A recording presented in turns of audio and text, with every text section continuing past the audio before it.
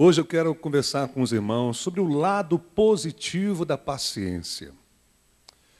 Às vezes a gente, quando se depara com algumas situações, às vezes a gente concebe na nossa mente que é prejuízo ser paciente em determinadas situações. Razão pela qual muita gente deixa de lado a paciência e fica impaciente. E como diz aí na frase, popular, a pessoa chuta o pau da barraca. Já ouviu essa expressão? Chutar o pau da barraca? Pois é. E aí a pessoa, então, ela perde a paciência. Outros dizem, fulano perdeu a linha. Já viu a pessoa falar assim? Fulano perdeu a linha, olha só. Então a gente vê certas situações em que a gente chega à seguinte conclusão: não vale a pena ser paciente. Já chegou a essa conclusão alguma vez? Não estou mais afim de esperar, não estou mais afim de suportar essa situação. Eu vou fazer alguma coisa. Quem é que já não viveu essa situação, né? Todos nós, né? Todos nós já passamos por uma situação assim. Então eu quero mostrar para vocês, pela Bíblia, o lado positivo da paciência. Por que nós precisamos ter paciência? Será que isso vai ser bom para a gente? Será que vale a pena ser paciente hoje? Ainda mais nós estamos vivendo num mundo em que as pessoas são tão imediatistas, elas querem tudo para agora. Outras querem tudo para ontem. Como é que a gente pode ser tão paciente? Você que trabalha aí nas empresas multinacionais, a cada dia que passa, as empresas vão sempre exigindo mais dos funcionários. Olha, você vai ter que bater essa meta agora. Então você não vê uma certa paciência da parte dos empresários, porque eles estão sempre cobrando mais dos seus funcionários e sempre colocando uma meta maior para eles atingirem, apesar de todas as dificuldades que a gente está enfrentando. Então eu quero mostrar para os irmãos nesta manhã que o paciente sempre será recompensado. Diga isso para o seu irmão: olha, o paciente não é o paciente do hospital. É a pessoa que exerce a paciência. O paciente, diga para o seu irmão, o paciente sempre será recompensado. Está certo usar essa expressão paciente para a paciência? Tá? Então tá. E por que toda pessoa que exerce a paciência será recompensada? Será que vale a pena ser paciente? De acordo com Tiago, sim. Vale a pena você ser paciente. Eu quero então mostrar para os irmãos 5 argumentos que irão nos convencer a sermos pacientes. E como vale a pena ser paciente. Primeiro argumento, primeiro motivo para você ser paciente. De acordo com o texto que nós lemos, Tiago diz que nós devemos ser pacientes, assim como o lavrador, ele é paciente durante o processo de colher. O lavrador, ele semeia, ele rega e depois ele colhe. Mas até a época da colheita, o lavrador precisa ter o quê? Paciência. Então, o primeiro motivo é que o dia da colheita vai chegar. Diga para o seu irmão, o dia da colheita vai chegar. Eu quero então pegar o versículo 7 para fazer vocês entenderem isso. Vamos lá comigo, versículo 7. Portanto, irmãos, sejam pacientes até a vinda do Senhor. Até quando eu tenho que ser paciente? Até a vinda do Senhor.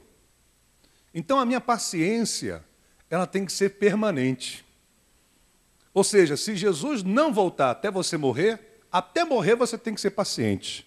Se Jesus voltar antes de você morrer, Até Jesus voltar, você tem que ser paciente.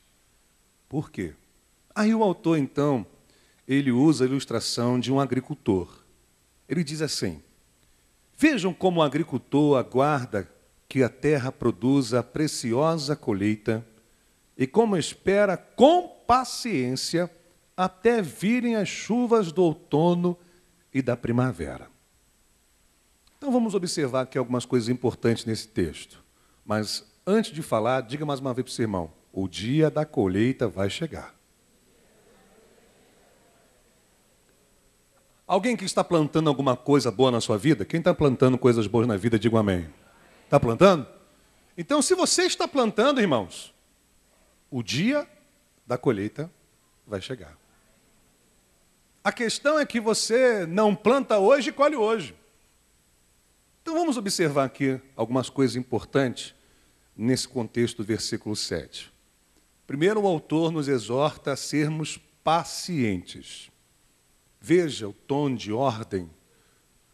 Ele diz assim: irmãos, sejam pacientes até a vinda do Senhor.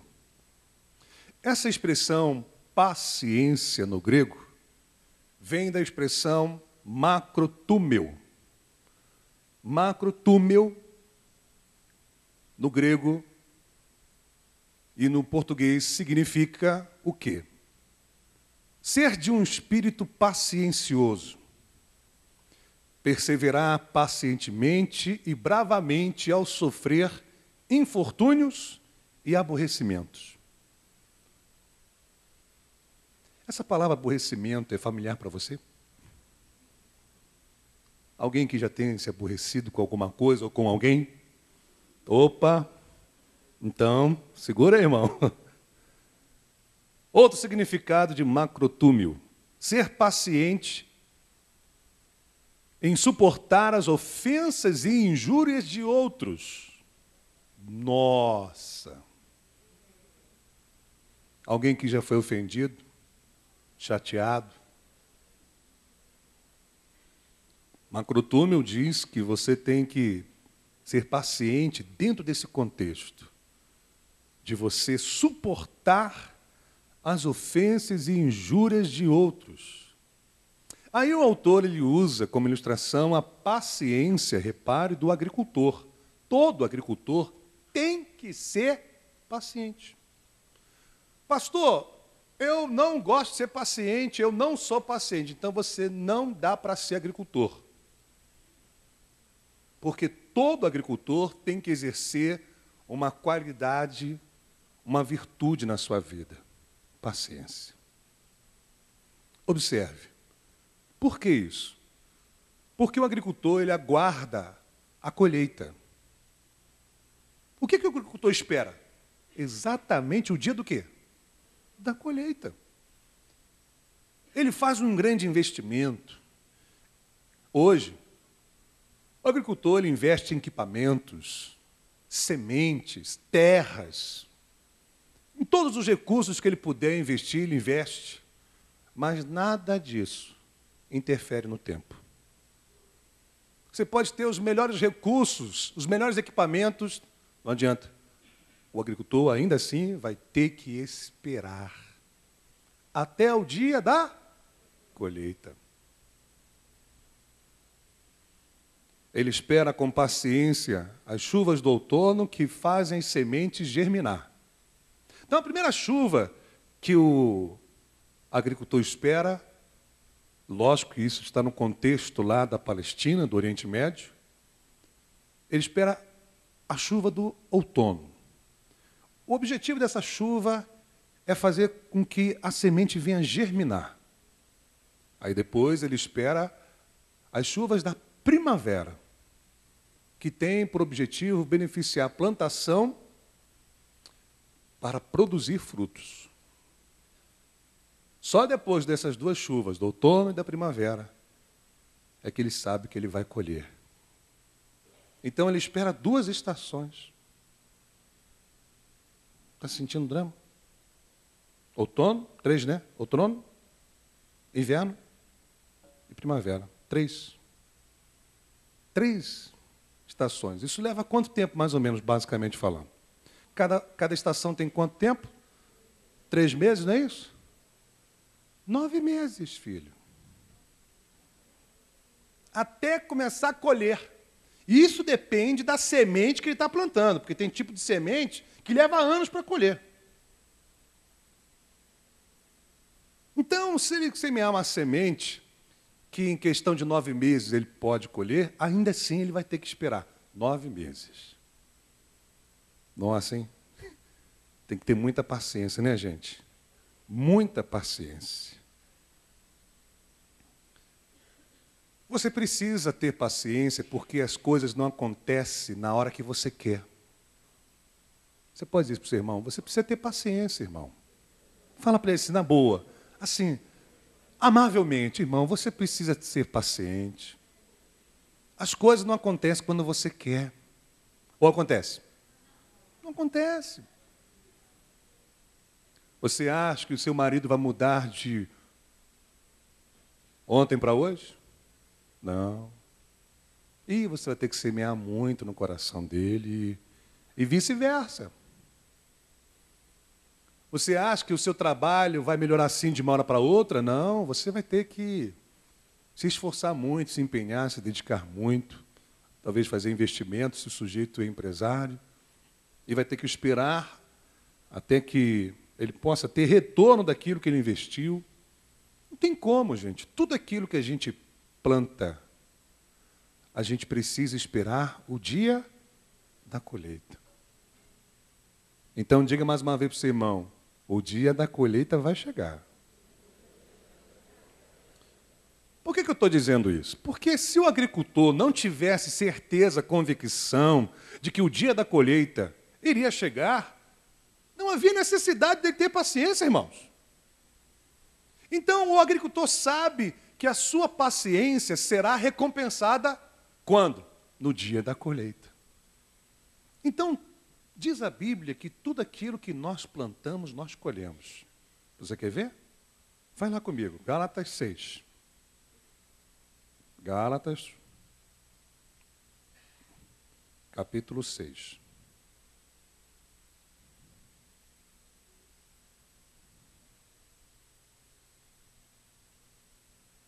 Versículo 7. Gálatas, capítulo 6, versículo 7. Quem achou, diga aleluia. Não se deixe enganar, de Deus não se zomba. Pois o que a pessoa semear, isso também colherá. Ele até diz assim, quem semeia para a sua carne, da carne colherá o quê? Mas quem semeia para o Espírito, do Espírito colherá a vida eterna. Observe então como o apóstolo Paulo deixa bem claro, que se nós plantarmos, no sentido de satisfazermos a vontade da nossa carne, nós vamos colher destruição. Deixa eu explicar melhor para vocês. Se você plantar semente de desejos carnais, você vai colher destruição. Mas se você plantar sementes espirituais na sua vida, sementes que significam que você está se submetendo à vontade do Espírito, então você vai colher vida eterna. Por que tem muita gente sofrendo hoje aí? Porque fez o que queria. Fez escolhas erradas. Está colhendo hoje. Está sofrendo hoje.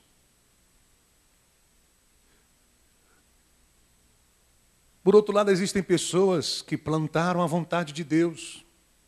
Plantaram sementes espirituais.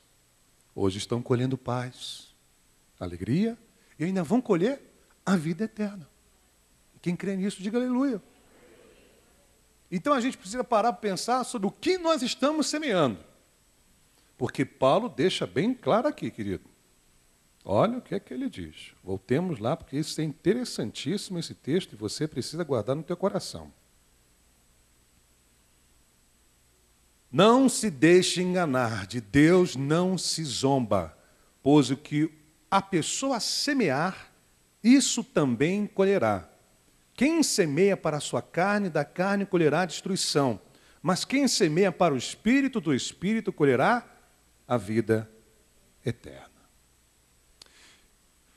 Vocês me perdoem, mas eu não me lembro o nome desse rei que nós encontramos no Antigo Testamento e nem me lembro também o país desse rei. O que eu me lembro, e depois eu posso, no próximo culto, trazer para você essa referência, mas a Bíblia nos fala a respeito de um rei de uma nação pagã, que ele tinha o seguinte hábito. Todas as vezes que ele guerreava contra um país, ele tinha um hábito de cortar os polegares dos seus adversários, dos seus reis inimigos. Então, ao vencer a guerra, ele chegava, fazia questão de cortar os polegares dos reis, dos adversários, dos soldados. E ele fez isso com diversas nações. Até que um dia, ele perdeu a batalha e fez exatamente aquilo que ele fazia. Deu para você entender? O que a gente planta, a gente colhe. Se a gente pisa nas pessoas, um dia nós seremos o quê? Pisados. Por isso é muito importante você tomar cuidado com aquilo que você planta. Então, plante coisas boas. Plante sementes espirituais. É isso que Paulo está dizendo. De Deus a gente não pode zombar. Se eu estou fazendo o que dá na minha cabeça, eu vou colher morte, eu vou colher destruição. Mas se eu faço a vontade do Espírito, eu vou colher vida eterna. Mas, veja, até para você colher a vida eterna, você tem que esperar. Você vai esperar o quê? Quantos anos você acha que você vai viver? Como é que está aí o seu coração? Está bem? Fez check-up? Vamos botar então uns 90? Não? Tem gente que não quer viver até 90, né? Não sei por quê. Mas 90 anos, meu Deus do céu. Você, na verdade, vai desfrutar de toda a eternidade após a sua morte. Ou se Jesus vier antes, né, irmão? Que pode acontecer. Pode ou não pode? Pode, ué. Vamos lá. Segundo, tenha paciência. O dia do Senhor vai chegar. Diga para o seu irmão, tenha paciência. O dia do Senhor vai chegar. Quem disse isso com convicção, diga aleluia. Vai chegar, irmãos.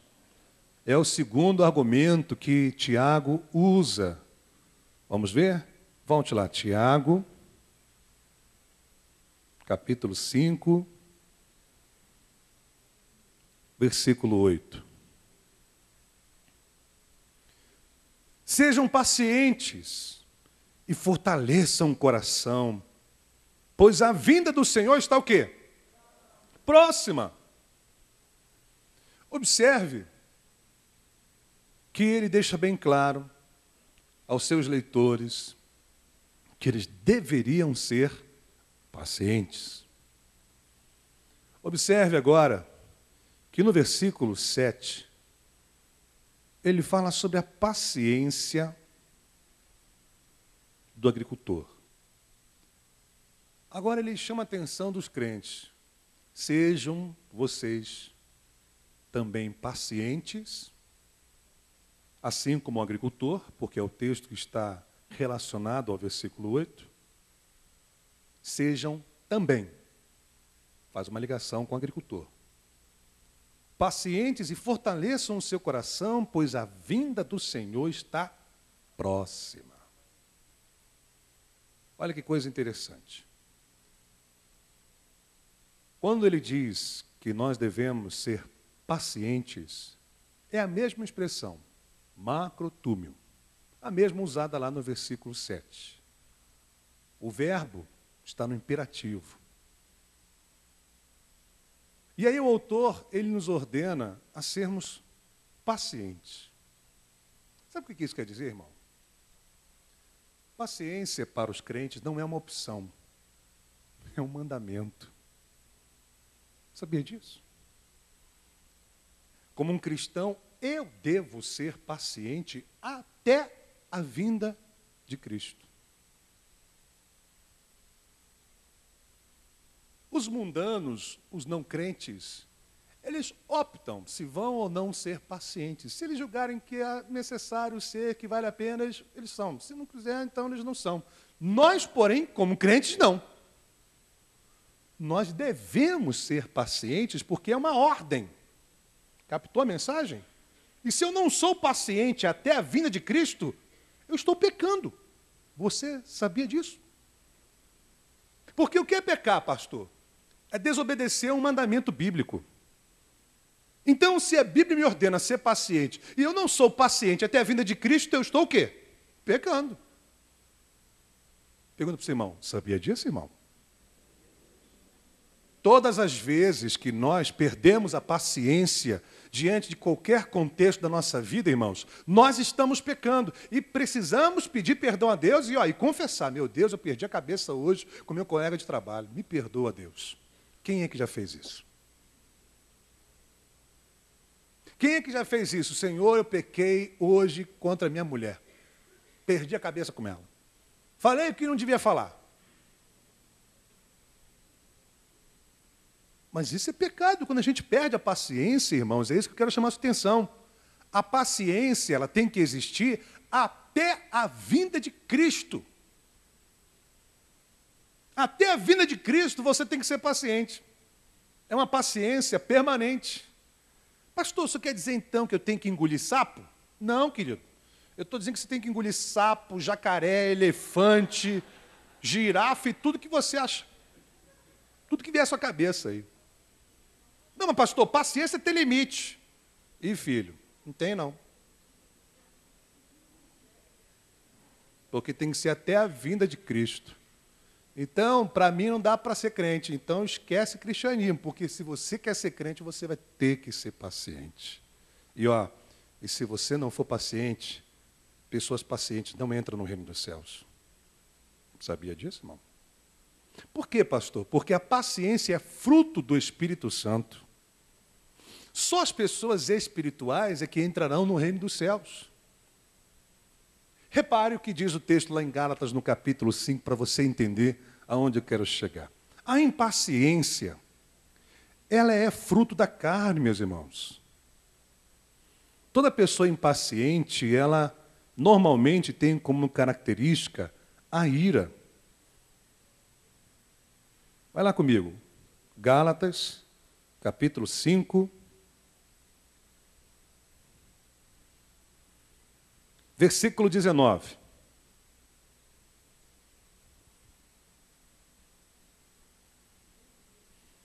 Gálatas 5, versículo 19.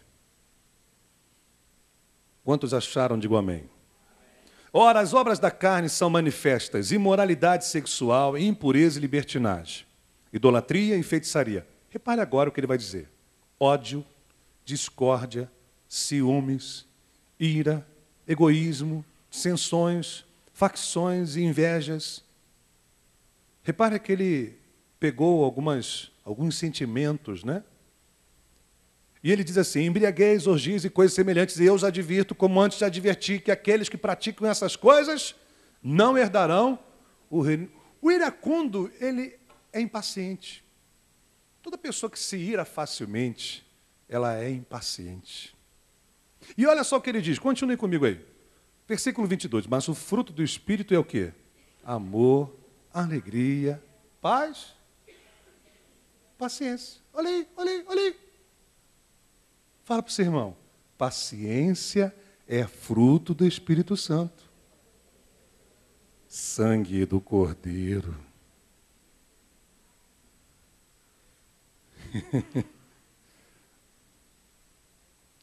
Gente, nós podemos destruir qualquer coisa pela nossa frente com a impaciência.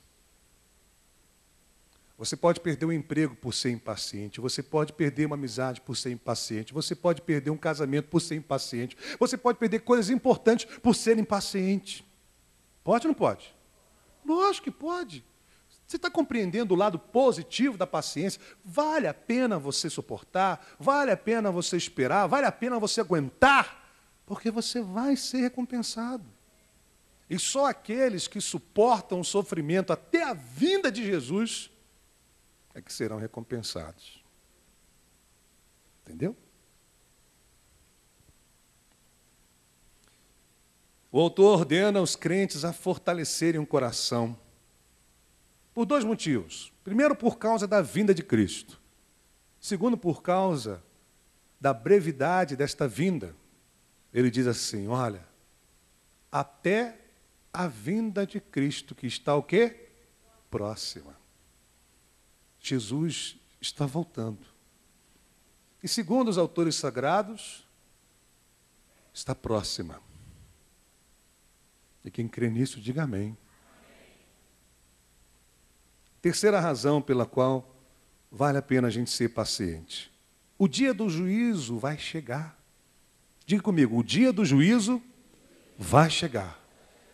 Isso tem dois sentidos. Um no sentido negativo e o outro no sentido positivo. Vamos ver? Volte lá comigo. Tiago, capítulo 5. Agora nós vamos examinar o versículo 9.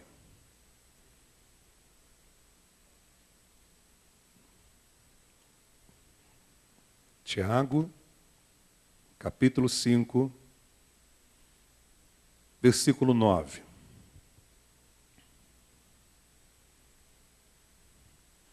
Irmãos, não se queixem uns dos outros, para que não sejam o quê? Julgados.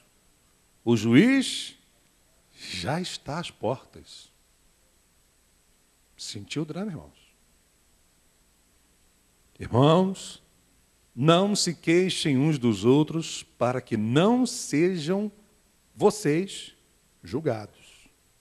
O juiz já está às portas. Repare que ele coloca esta questão dentro do contexto da paciência.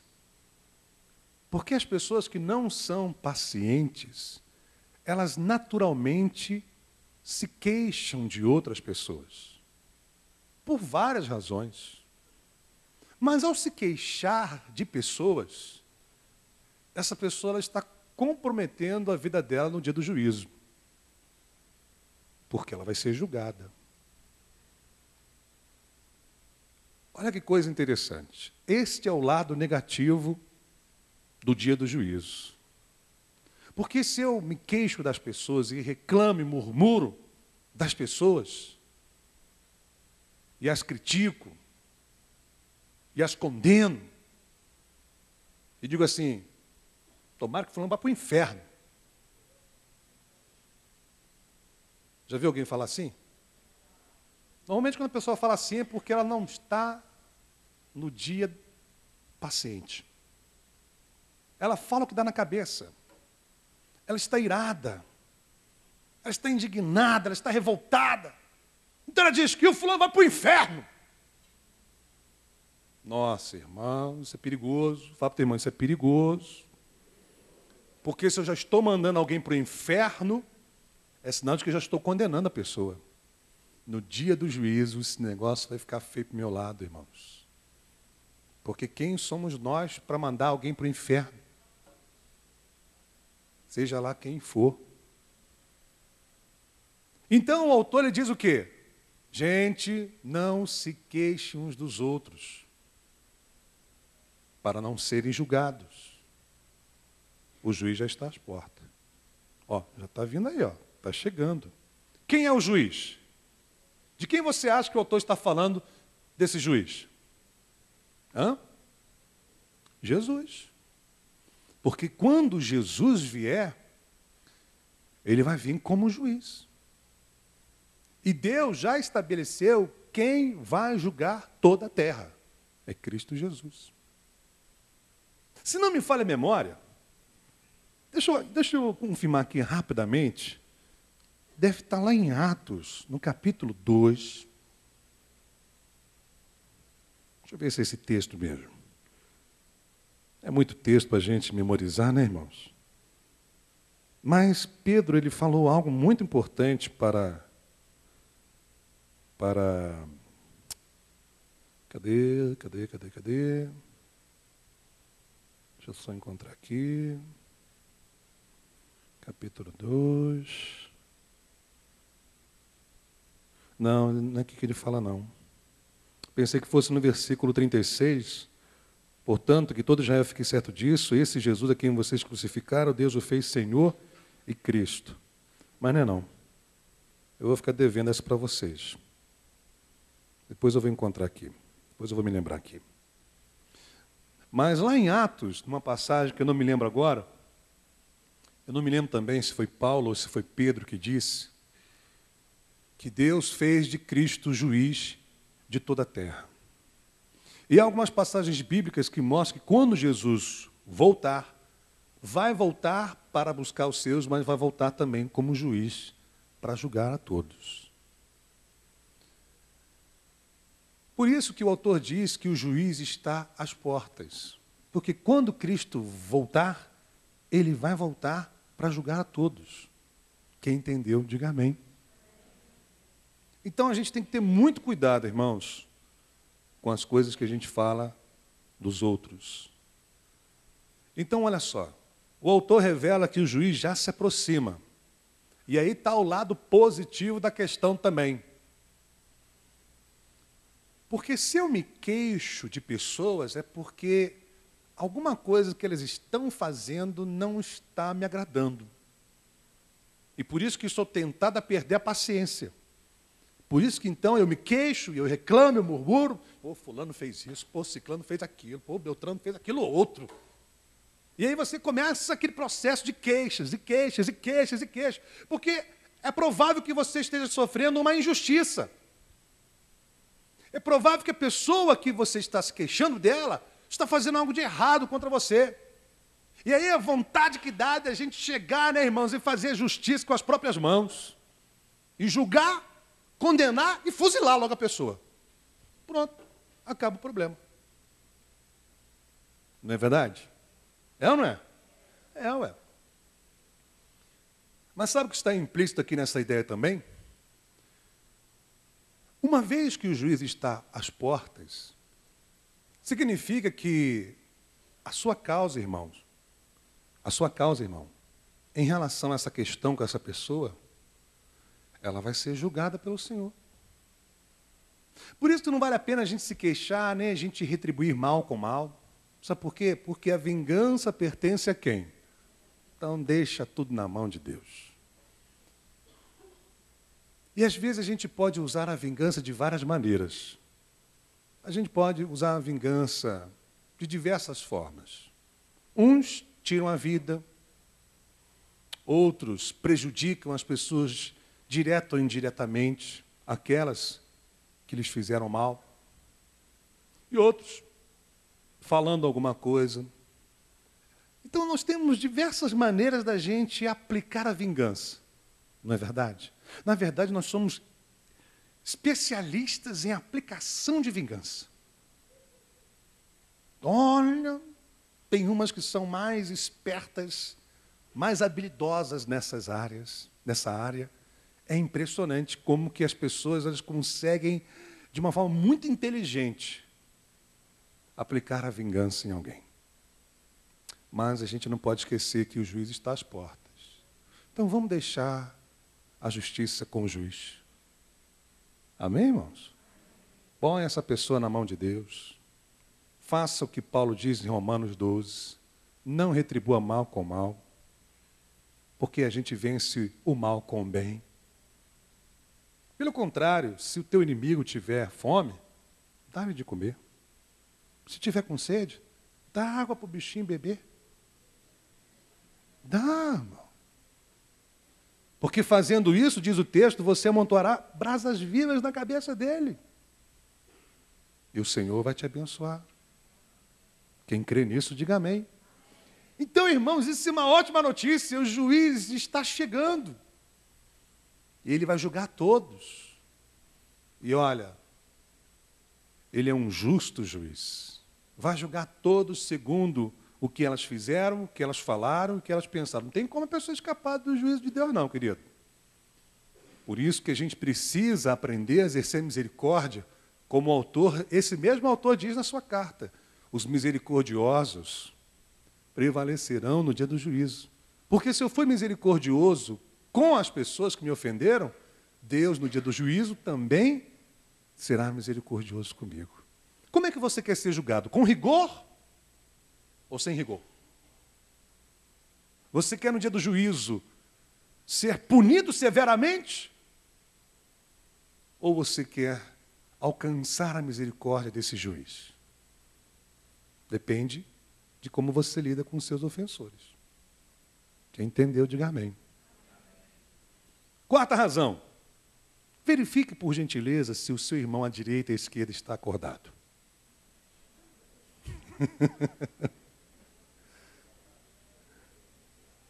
Vamos lá, é só para brincar, só para a gente descontrair um pouquinho. Depois de um assunto sério como esse, né, irmãos?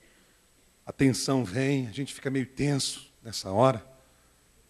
Mas é uma verdade, o juiz está às portas. Então nós temos que tomar cuidado com as nossas ações em relação ao próximo. Mas tenha também paciência, porque o dia da recompensa vai chegar. Diga para o seu irmão, o dia da recompensa vai chegar.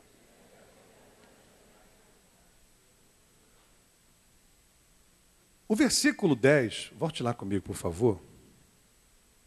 Cadê? Tiago, capítulo 5.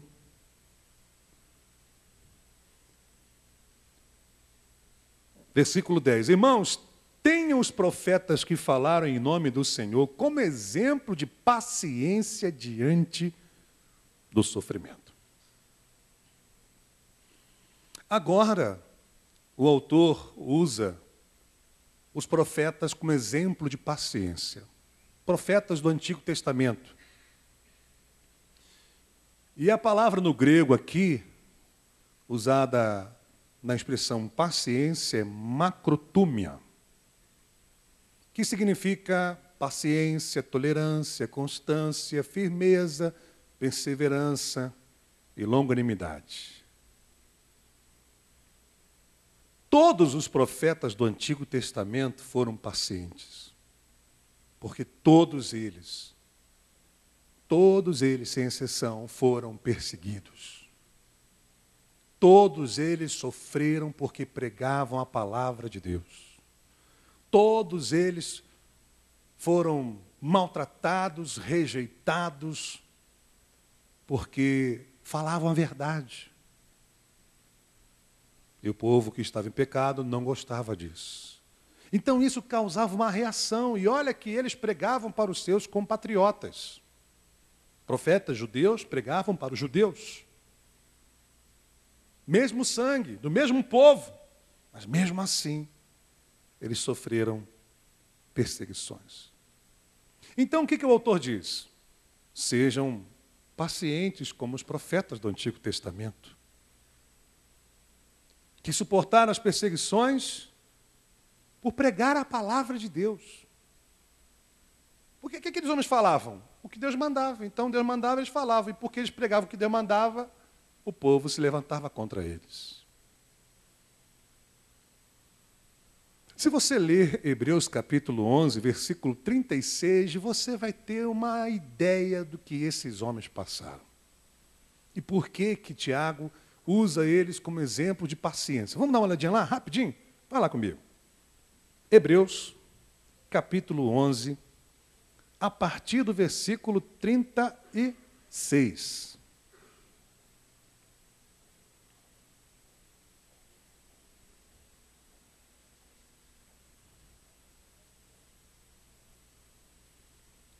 Vai lá comigo. Hebreus capítulo 11, versículo 36. Quem achou, diga aleluia. Se você ler o versículo 1 até o versículo 35, o escritor de Hebreus, que nós não conhecemos, vai falar das experiências boas, na sua grande maioria, que os homens do passado tiveram. Homens que exerceram a sua fé em Deus. Mas do versículo 36 em diante, Ele vai falar daqueles que sofreram por causa da sua fé. Então, olha o que ele diz. Outros enfrentaram zombaria e açoites. Está falando agora dos profetas. Outros ainda foram acorrentados e colocados na prisão. Podemos nos lembrar do profeta Jeremias aqui. Outros, diz o texto no versículo 37, apedrejados, cerrados ao meio. Muito provável que o autor esteja se referindo ao profeta Isaías, que pasmem vocês. Segundo os historiadores, Isaías estava sendo cerrado ao meio, e enquanto ele estava sendo cerrado, ele estava louvando a Deus. Até o último pedaço do seu corpo ser desligado, ele estava louvando a Deus. Nossa, que paciência, irmãos.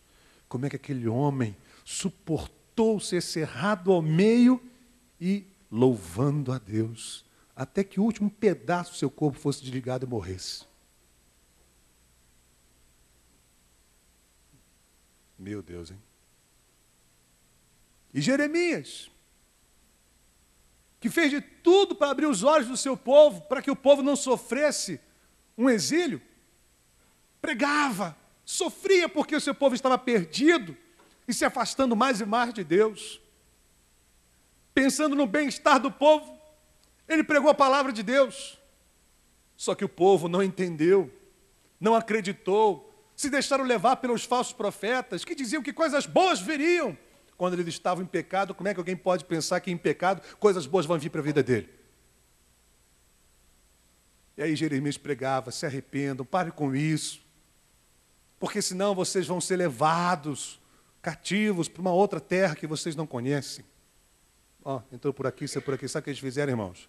Mandaram prendê-lo. Acorrentaram o homem e o prenderam. Nossa, não é fácil não, gente. E aí diz o texto, então, apedrejados, cerrados ao meio, postos à prova, mortos ao fio da espada, andaram errantes, vestidos de pele de ovelha, de cabras, necessitados, afligidos e maltratados. O mundo não era digno deles. Vagaram pelos desertos e montes, como é o caso do profeta Elias, pelas cavernas e grutas. Todos esses receberam bom testemunho por meio da fé. Nenhum deles recebeu o que havia sido prometido. Repare algo interessante. Nenhum deles havia recebido o que tinha sido prometido. Então Deus deixou uma promessa para esses homens? Posso entender isso? Sim ou não? Sim, porque se o autor diz que nenhum deles havia recebido o que tinha sido prometido a eles, então por que Deus deixou a esses homens uma promessa? Nenhum deles havia recebido o que havia sido prometido. Mas Deus deixou de cumprir a promessa? Não. A promessa de Deus se cumpriu? Se cumpriu. Muitos deles não viram as promessas de Deus se cumprir, mas elas se cumpriram. A pergunta que fica é, por que esses homens foram pacientes?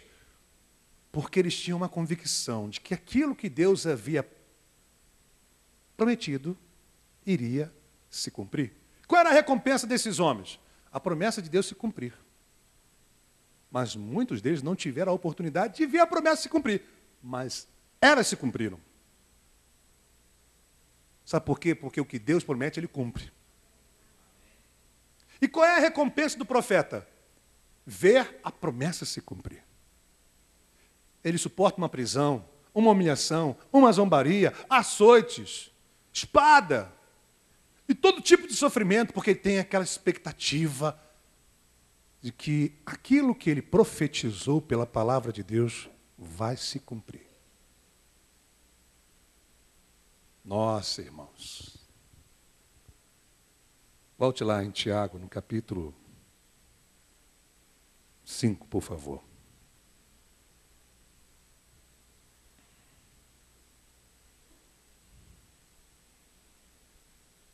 versículo 10. Quem está entendendo, diga amém.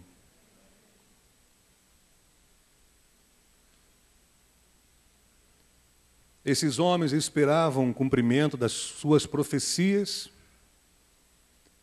eles esperavam em Deus a sua recompensa. Que tipo de recompensa também nós podemos pensar? Da justiça de Deus. Porque você sabe por que o povo de Israel foi para o exílio da Babilônia? Você sabe por que muitas vezes o povo sofreu, os judeus? Porque eles rejeitaram os profetas. Sofreram juízo. Muitos profetas aguardavam o juízo de Deus. Eu poderia ilustrar para vocês, dar exemplos para vocês de profetas que quando estavam em face da morte, disse assim, olha, tá bom,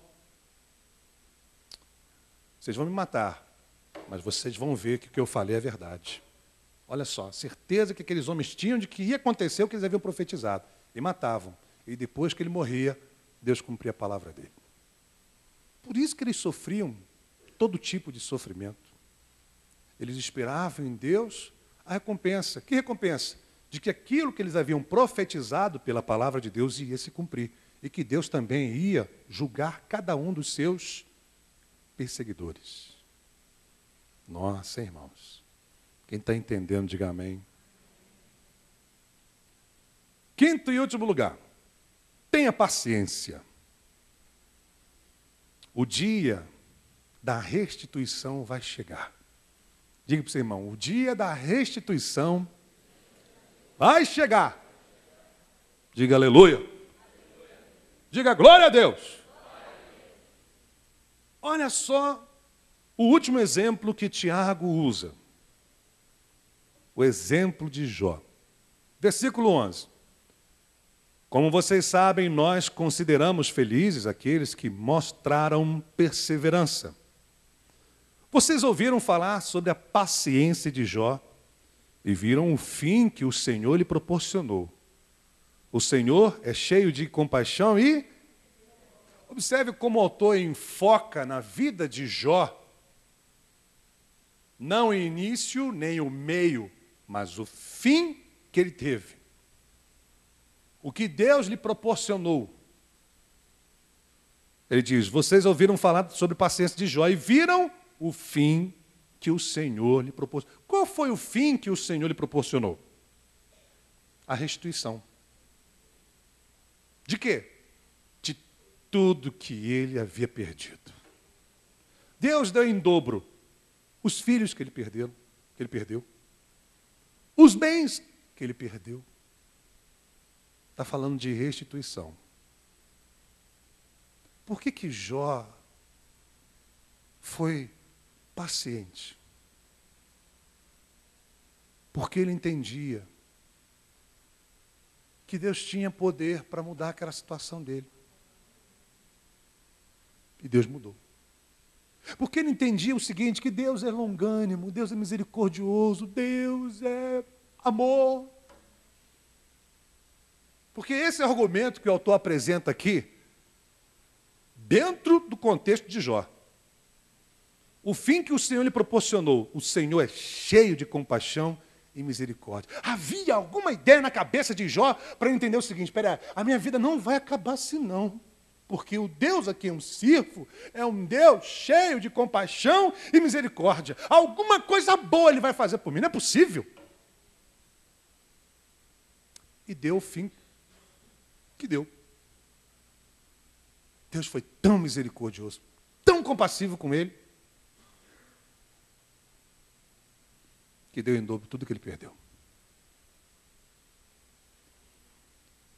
No grego, essa expressão paciência, vocês ouviram falar sobre a paciência de Jó. É upomone em grego, que tem os seguintes significados: estabilidade, constância, tolerância, paciente, que espera por alguém ou algo lealmente, que persiste com paciência, que tem constância, que persevera.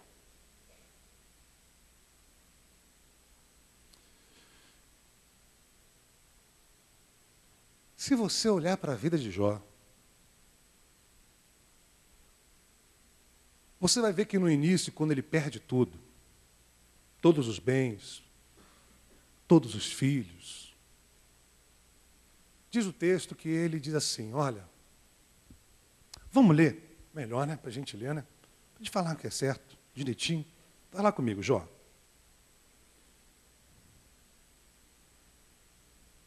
Eu gosto de mostrar na Bíblia para você.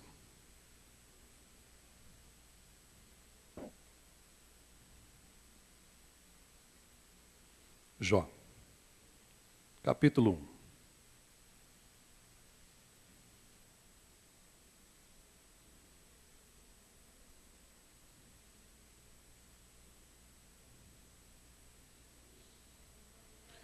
Versículo 20. Capítulo 1. Até hoje eu nunca vi alguém sofrer tamanha desgraça num dia só. Até hoje eu nunca vi alguém sofrer tamanha desgraça num dia só. De um homem perder todos os bens que ele tinha, todos os filhos que ele tinha, num só dia. Foi o dia do azar de Jó. Porque ele perdeu tudo. Num dia só. E aí diz o texto que depois que ele recebeu as péssimas notícias de que roubaram os seus bens, destruíram os seus bens, seus filhos morreram numa tragédia. Olha o que diz o texto. Versículo 20. Ao ouvir isso, Jó levantou-se, rasgou o manto e rapou a cabeça. Então prostrou-se rosto em terra em adoração e disse, saí nu do ventre da minha mãe, nu partirei. O Senhor deu, o Senhor louvou, louvado seja o nome do Senhor.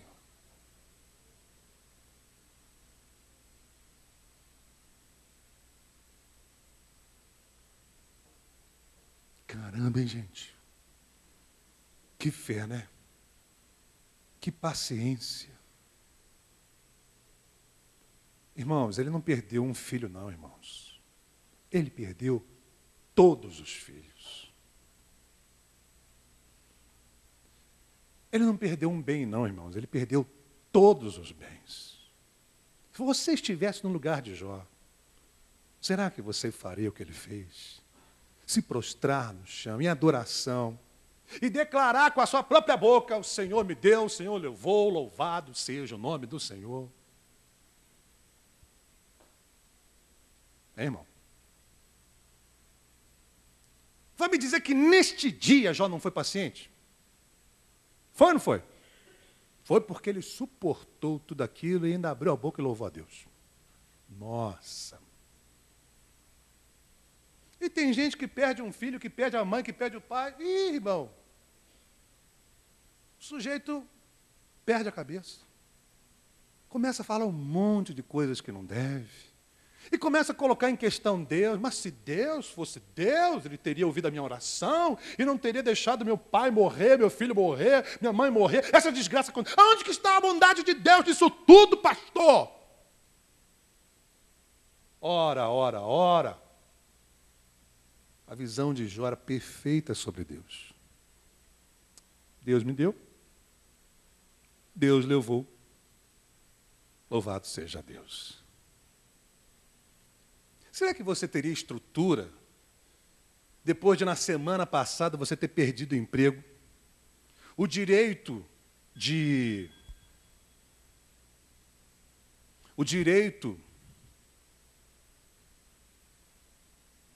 qual é aquele nome daquele direito que você recebe quando você é mandado embora? Seguro-desemprego. Aí você chega no Ministério do Trabalho e diz assim, não, você não tem direito de seguro-desemprego, não. Nossa.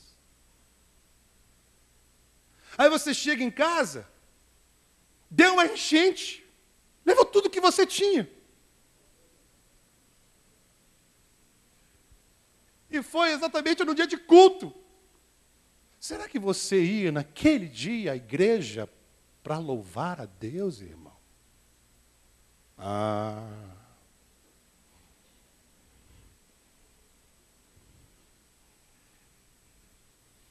Mas sabe o que isso exige? Uma questão de você suportar o quê? Uma aflição. Uma constância. Constância, upmone, constância. Ele não mudou, ele não foi inconstante, ele foi constante. Ele continuou sendo o mesmo com Deus, mesmo depois de ter perdido tudo. Constância. Tolerou tudo aquilo. Nossa, não é fácil não, gente. O homem sofreu grandes perdas. 3 importantes perdas esse homem sofreu. Perdas nas suas posses, perdas na sua família e, posteriormente, perdas no seu corpo. Porque depois ele ficou enfermo, da cabeça à planta dos pés.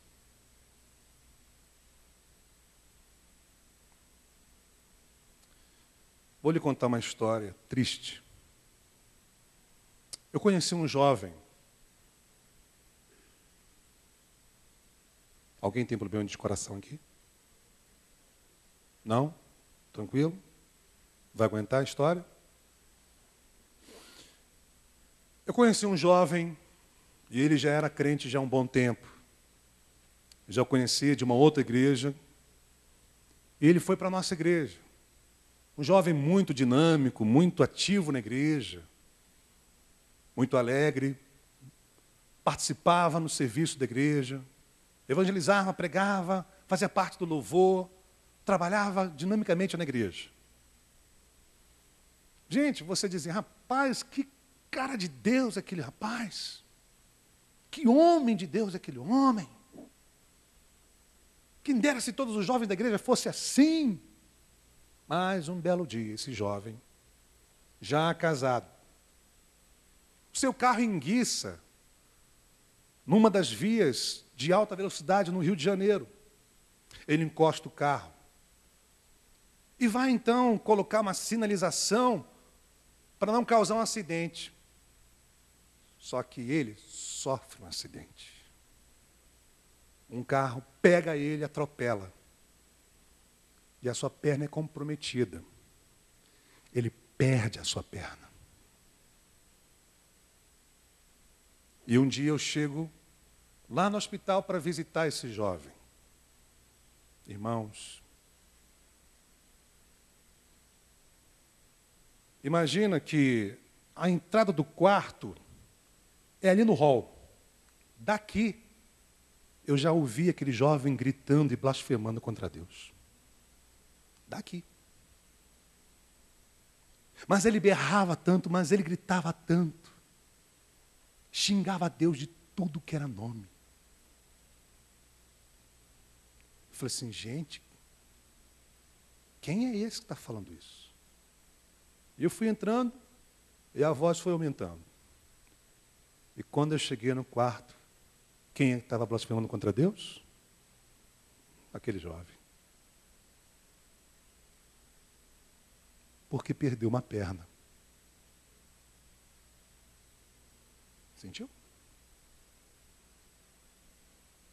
Não foi paciente. Não suportou.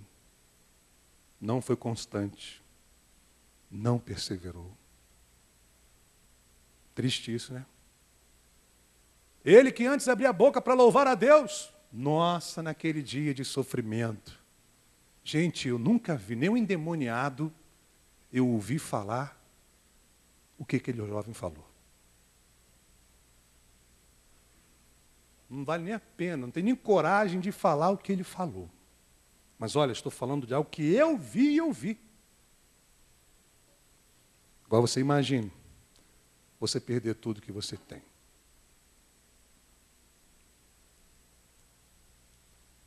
Como se não bastasse, a Bíblia deixa bem claro que Jó teve as suas crises, né?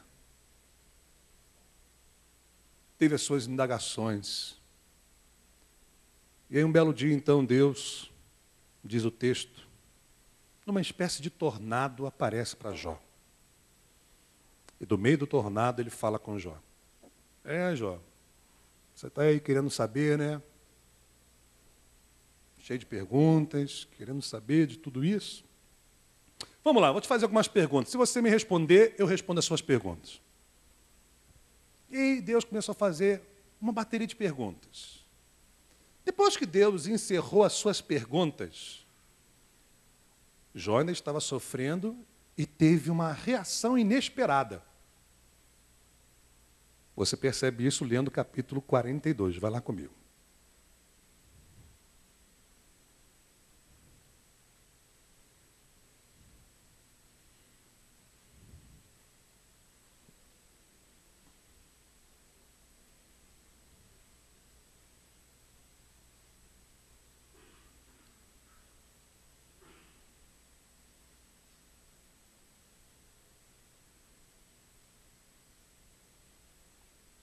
Quem achou, diga amém.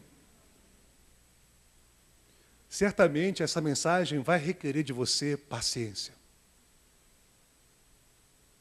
Olha, sinceramente, eu não sei nem que hora vai terminar o culto hoje.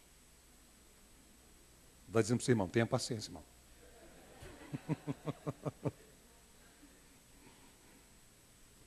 Jó capítulo 42, versículo 1. Então Jó respondeu ao Senhor, depois de todas as perguntas que Deus fez para ele. Sei que podes fazer todas as coisas. Nenhum dos teus planos pode ser frustrado. Tu perguntaste, quem é esse que obscurece o meu conselho sem conhecimento? Aí ele diz, certo é que falei de coisas que eu não entendia, coisas tão maravilhosas que eu não poderia saber. Tu disseste, agora escute, eu falarei, vou fazer-lhe perguntas e você me responderá. E ele respondeu? Não. Na verdade, ele não respondeu, ele declarou. O que ele declarou? O que está no versículo 1 em diante. Versículo 2, sei que podes fazer todas as coisas, nenhum dos teus planos pode ser frustrado. Foi isso que ele respondeu. Ou melhor, que ele declarou. E aí então ele conclui no versículo 5, meus ouvidos já tinham ouvido a teu respeito, mas agora os meus olhos te viram. Por isso, menosprezo a mim mesmo e me arrependo no pó da cinza. Senhor, eu não sou nada. Diante de ti, quem sou eu? Eu me menosprezo. Diante de quem ele estava se humilhando? Diante de Deus, com quem ele estava falando. E ele se arrependeu do quê?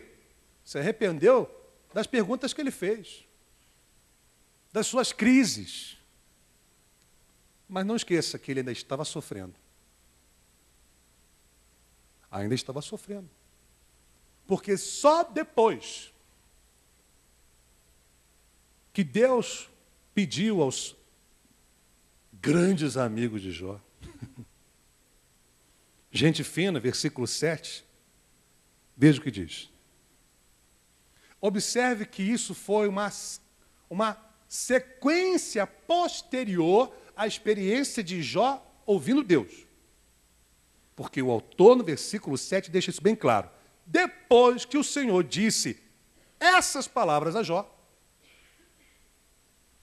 disse também ele faz de Temã, estou indignado com você e com seus dois amigos, pois vocês não falaram o que é certo a meu respeito, como fez quem? Olha como é que Deus chama Jó, meu servo. Vocês não falaram o que é certo a meu respeito, como fez meu servo Jó. Então eu entendo pelo texto que Jó falou o que era certo a respeito de Deus. Falou ou não falou? Porque quem está julgando as palavras de Jó é Deus agora. Está entendendo? E para Deus, Jó falou o que era certo.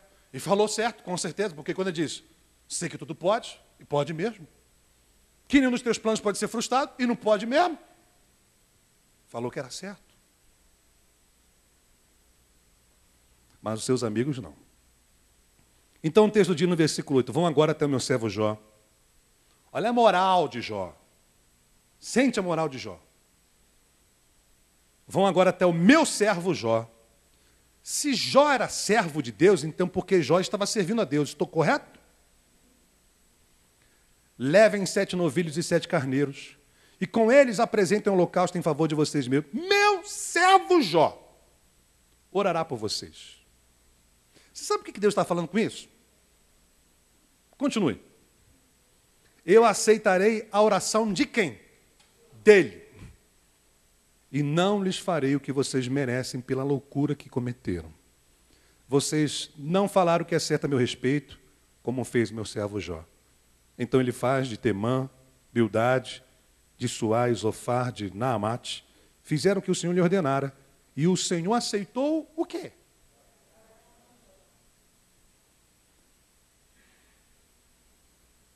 A minha Bíblia diz que Deus não atende a oração de ímpios, de injustos. Apenas de justos. Se Jó tivesse perdido realmente a linha, Deus não teria pedido a esses homens para ir lá pedir a intercessão de Jó. Deus não teria falado que iria ouvi-lo, que iria atendê-lo. E também no final diria que Deus ouviu a oração de Jó. Concorda comigo? Sim ou não? Sim. Você entende então que só depois que Jó orou, veja o que diz o versículo 10. Depois que Jó orou por seus amigos, o Senhor o tornou novamente próspero e lhe deu em dobro tudo que tinha antes.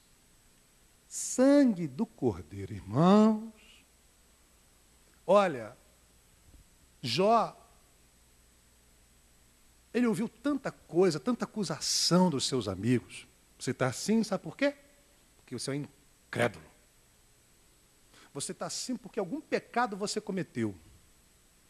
Só espetando Jó. Só alfinetando Jó. Tipo os crentes de hoje da teologia da prosperidade. Sabe, já viu? Você está com uma dor de cabeça? Olha, deve ser o capeta que está te pegando. Repreende esse mal, filho. Está amarrado em nome de Jesus. Como se crente não ficasse doente. Aí você perde o emprego. Ó, você está crendo mesmo? Porque Deus é o Deus da prosperidade. Não admito isso. E aí você vê tanta coisa as pessoas falando, que se você passar por um sofrimento, são 3 argumentos. Primeiro, você não tem fé. Segundo, você está em pecado. O terceiro, você está endemoniado. Mas não consegue compreender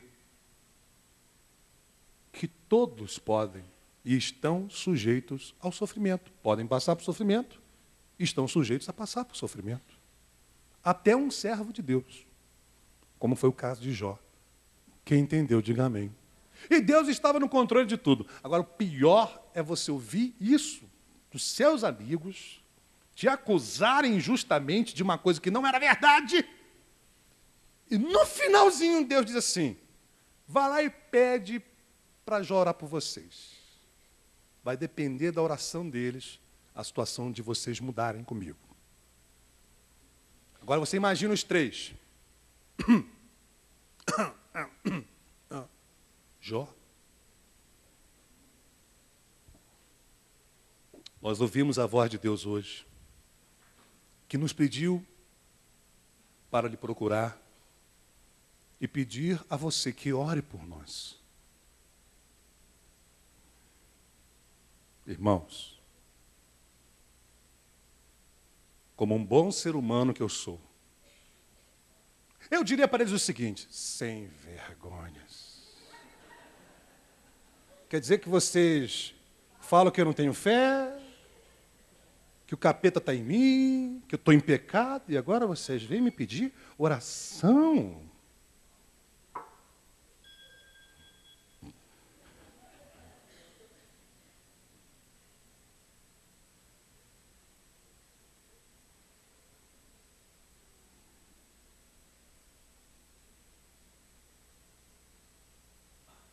Fala a verdade.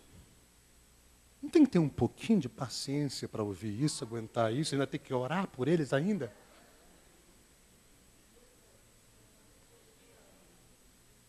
Tem ou não tem, irmão? Tem. E lá vai Jó orar pelos seus amigos. Jó, então, livra os seus amigos de um juízo divino, mas ao mesmo tempo também é abençoado por Deus. Porque ali, irmãos, foi ali, naquele momento em que Jó orou pelos seus amigos, que mais uma vez ele mostrou também a sua paciência. Porque ele não mudou. Apesar dos seus amigos terem mudado com ele, ele não mudou com os seus amigos.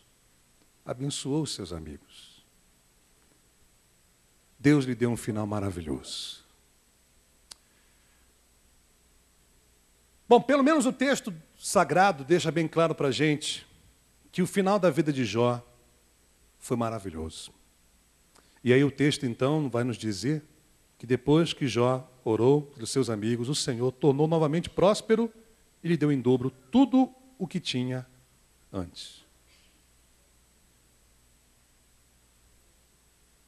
De repente você tem alguns amigos como Jó. De repente você perdeu algumas coisas importantes da sua vida. De repente você está aí sofrendo hoje. Ei lá, o que você está sofrendo, irmão? Eu sei que independente do tipo de sofrimento, pode ser financeiro, pode ser físico, pode ser familiar, pode ser de relacionamento, não sei. Todo sofrimento é sofrimento, mas todo sofrimento exige paciência. E quando você é paciente, irmão, o dia da restituição vai chegar. Porque foi o que aconteceu com Jó. Deus abençoou ele. E é essa, irmãos, a ideia central que o autor está querendo passar para a gente. Seja paciente, porque o dia do Senhor está chegando, está vindo. E para que Deus vai vir, irmãos? Vai vir para nos recompensar. O que Jesus disse? Olha, eu estou indo para o Pai preparar uma mansão para vocês. Ele não falou casinha não, irmão, falou mansão. Vem o apóstolo Pedro e diz para os seus colegas de ministério, diz o seguinte: olha, queridos, façam a obra de Deus com fidelidade, porque quando o sumo pastor vier, vai dar a vocês a coroa da vida. Esse mesmo autor diz aqui, olha, sejam pacientes na tribulação, porque vocês serão recompensados, mas primeiro precisam ser aprovados. O dia da restituição vai chegar, irmãos. Todas as lágrimas que você o quê? Que você derramou. São como sementes que você está plantando.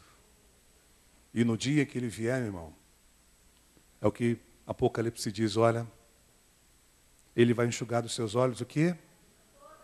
Toda lágrima. É o dia da restituição. Você entendeu? Vale a pena ser paciente.